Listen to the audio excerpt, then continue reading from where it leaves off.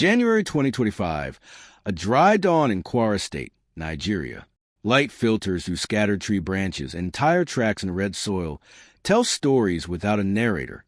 There, on the outskirts of Kayama, a town long whispered about in fear by travelers between Zamfara, Katsina, Niger, and Kwara, the Nigerian police dealt an unexpected blow to a dark phenomenon: the convergence of traditional crime and ostentatious social media display. The arrest of two men, Shah Muhammadu, a.k.a. Giddy, and Abwaka Usman, a.k.a. Sidi, marked a turning point in the fight against armed violence, and also in how we understand crime in the digital age.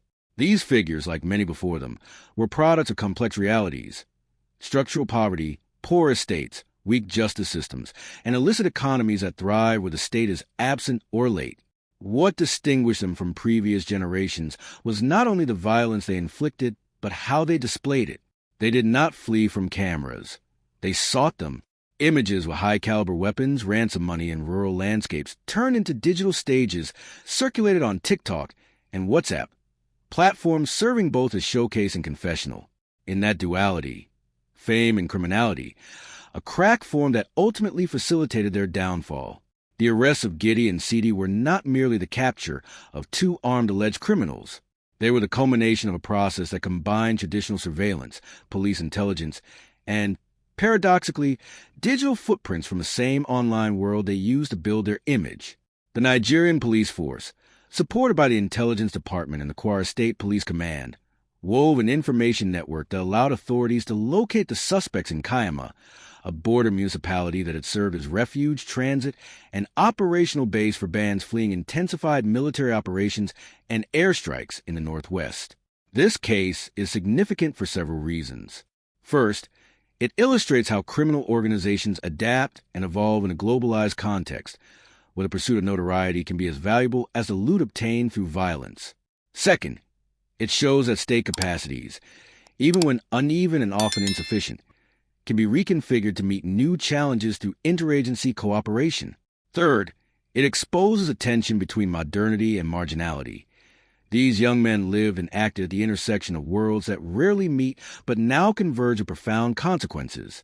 To understand how we arrived here, one must look beyond Kayama, beyond Kwara, and neighboring states. Nigeria, Africa's most populous nation, has long faced multiple security crises: ideological insurgencies in the Northeast, ethnic and religious conflicts, transnational criminal organizations, drug and arms trafficking, and a growing wave of kidnapping for ransom, expanding from the Central Belt into regions once considered relatively peaceful. The Giddy and Sidi gang fits into this map, not as a pioneer, but as a symptom of a larger phenomenon: armed criminality infiltrating local economies, destabilizing communities, and challenging state authority. Shah Muhammadu, whose alias Giddy was notorious across several northern states, reportedly began as part of smaller groups conducting minor robberies and extortion in rural areas. Over time, these groups consolidated, formed alliances and escape routes, and began operating more boldly. The figure of Giddy emerged in this context, not only as a tactical operator, but as someone who appropriated violence to construct an image. The same applied to Abwaka Usman Sidi, whose rise within the criminal structure ran parallel to strategic use of digital platforms to display weapons, loot, and an alleged omnipotence over terrorized communities. This is not a story of heroes or villains in a romantic sense, nor of individual deviations without context. They are products of social structures where opportunities are scarce. The state is distant, and narratives of masculinity, power, and access are redefined through violence. Yet their story also reflects the limits and risks of virality. What they sought as a symbol of power ultimately became critical evidence for law enforcement. The violence imposed by these bands has multiple dimensions. For rural communities in northern Nigeria, it translates into forced displacement, school closures, loss of life, and livelihoods. Kidnapping for ransom, in particular, has transformed daily life. Farmers unable to work their fields without fear of ambush, families restricting movements to avoid high-risk areas, transportation systems disrupted by roadblocks or financial demands. Beyond immediate harm to victims, these kidnappings erode trust in institutions, increase economic insecurity, and foster a near-constant climate of fear. The display of weapons and money on social media was not only intended to intimidate, it also functioned as recruitment and signaling. In communities with high youth unemployment and scarce opportunities, the ostentation of wealth and power can create a seductive narrative for those seeking quick alternatives to precarity. Posts showing automatic rifles, luxury motorcycles, and bundles of cash supposedly from ransoms built the illusion of rapid success, even though that success rested on violence and illegality. Faced with this reality, Nigerian authorities responded on several fronts. Months of intensified military pressure in the Northwest, sometimes supported by airstrikes and international cooperation, forced many armed groups to retreat to less accessible areas. The use of surveillance technology, partnerships with community leaders, and networks of local informants strengthened the intelligence base, enabling precise operations with reduced collateral impact. The intelligence department's role became central, analyzing movement patterns, intercepting communications, and correlating social media activity with concrete acts of violence allowed law enforcement to narrow down search areas. The operation that culminated in the capture of Giddy and Sidi was not the product of a single day or simple coincidence. It was a result of weeks of joint work among various police units, coordination with state authorities, and in some cases, citizen-provided information.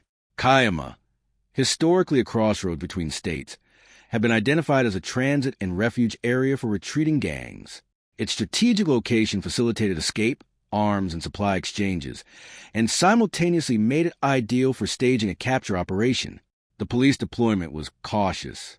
Specialized teams secured key points, blocked escape routes, and coordinated simultaneous sweeps using coded communications. When Giddy and Sidi were finally located, authorities recovered critical material evidence: a fully loaded AK-47, a luxury Honda AC-125 motorcycle valued at approximately 1.85 million naira, and around 500,000 naira in cash, believed to be unspent ransom money. These items are not mere trophies of successful operation. They symbolize the intersection of illicit wealth, armed violence, and social legitimization within criminal networks. Institutional analysis indicates that dismantling this particular group could have a domino effect. Initial interrogations of Giddy and Sidi have revealed potential links to other gang members, armed supply routes, and logistical contacts facilitating kidnappings and extortion.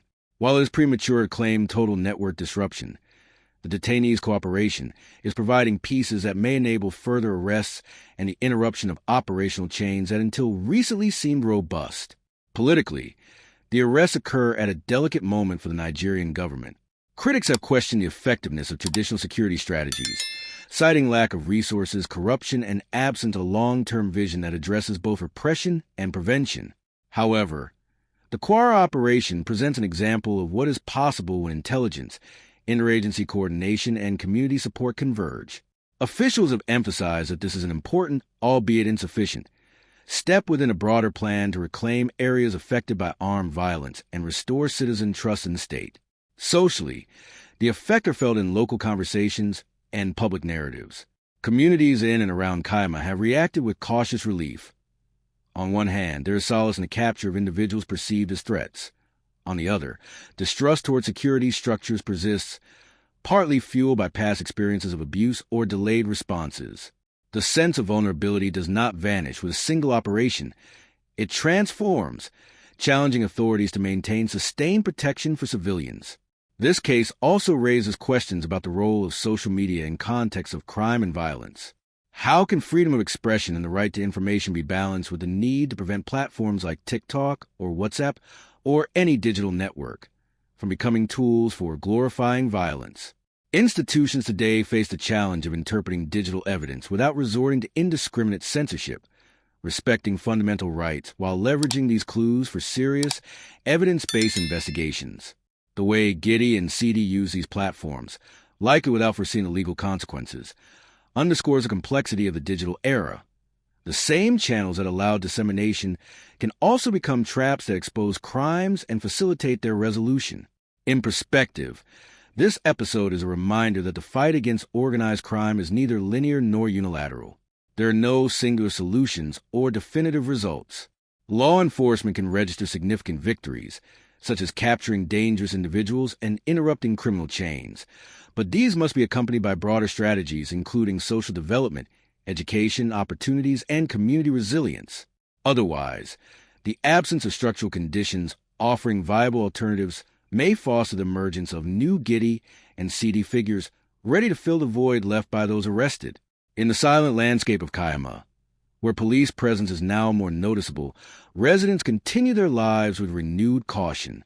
Schools have reopened. Farmers return to their fields with a mix of hope and distrust.